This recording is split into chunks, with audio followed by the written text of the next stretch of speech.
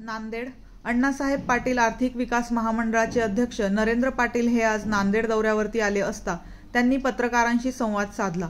यावेळी ते म्हणाले की नांदेड जिल्ह्यामध्ये मराठा उद्योजक हे कमी प्रमाणात आढळले असून येणाऱ्या काळात जास्तीत जास्त मराठा उद्योजक नांदेड जिल्ह्यातून व्हावे यासाठी आम्ही प्रयत्न करणार आहोत।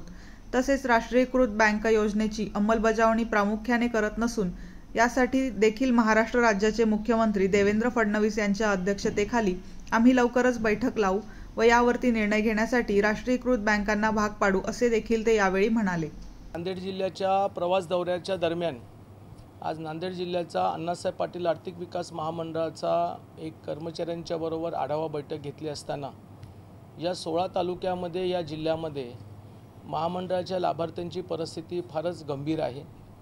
एकूण या पूर्ण जिल्ह्यामध्ये फक्त 1700 लाभार्थी 1795 लाभार्थी आहेत, जे मला वाटतं महाराष्ट्रामध्ये कुठल्याच जिल्ह्यामध्ये एवढं कमी लाभार्थी नाही आहेत। एकंदरच या सगळ्या गोष्टीमध्ये मोठ्या प्रमाणामध्ये राष्ट्रीयकृत बँकाही तेवढ्याच जबाबदार आहेत, कारण आपली योजना राष्ट्रीयकृत बँकांकडून अपेक्षित आहे।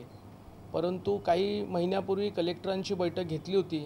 आज मी आदरणीय अशोकराव चव्हाण साहेब माजी मुख्यमंत्री आणि आपले खासदार आणि दुसरे खासदार अजितजी गोपचंद यांच्याशी चर्चा झाली आणि पुढच्या येणाऱ्या काही महिन्यामध्ये कलेक्टरांची आणि राष्ट्रीयकृत बँकेची संयुक्त बैठक घेऊन या जिल्ह्यामध्ये तालुका स्तरावरचं कसं लाभार्थ्यांचं काम करता येईल याच्यासाठी एक नियोजन करणार आहोत। दुसरा मुद्दा म्हणजे महाराष्ट्रामध्ये ई सेवा केंद्र, CSC सेंटर आणि काही खाजगी संस्था आहेत जे महामंडळाच्या लाभार्थ्यांचं मोठ्या प्रमाणामध्ये लूट या ठिकाणी लावलेली आहे।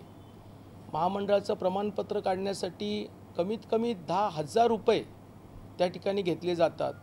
व्याज परतावा मिळून देतो महामंडळाच्या माध्यमातून, याकरिता 40, 50 किंवा मग टक्केवारीने रक्कम घेतली जाते। ही फार गंभीर आहे।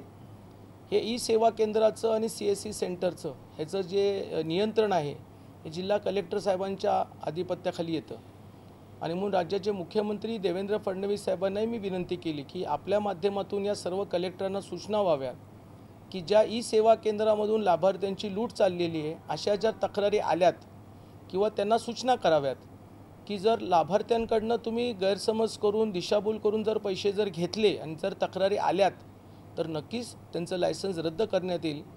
आणि माझेही मराठा बांधवांना विनंती आहे की आपली ही सगळी योजना, ही सर्व योजना ही निःशुल्क तत्वावरती आहे। कुणाला कर्ज मंजूर करायला भेटायची गरज नाही, व्याज परतावा मागायची गरज नाही आणि अशा परिस्थितीत तुम्ही जे पैसे देता योग्य नाही आहे। राज्याचे मुख्यमंत्री म्हणून देवेंद्र फडणवीस साहेबांनी ज्या जबाबदारीने आम्हाला जबाबदारी दिलेली आहे, आम्ही सगळेजण मराठा उद्योजक होण्यासाठी खूप प्रयत्न करतोय। महाराष्ट्रात 1,38,000 मराठा उद्योजक झालेले आहे। पुढच्या येणाऱ्या काही वर्षामध्ये आम्हाला 5 लाखाचं टार्गेट आहे आणि मराठवाड्यामध्ये खास करून आम्ही बीडमध्ये विभागीय कार्यालय काढतोय, जेणेकरून या सगळ्या जिल्ह्यातल्या लोकांना आमच्याकडे त्वरित पोचता येईल आणि त्यांचे प्रश्न मार्गीच लावता येतील।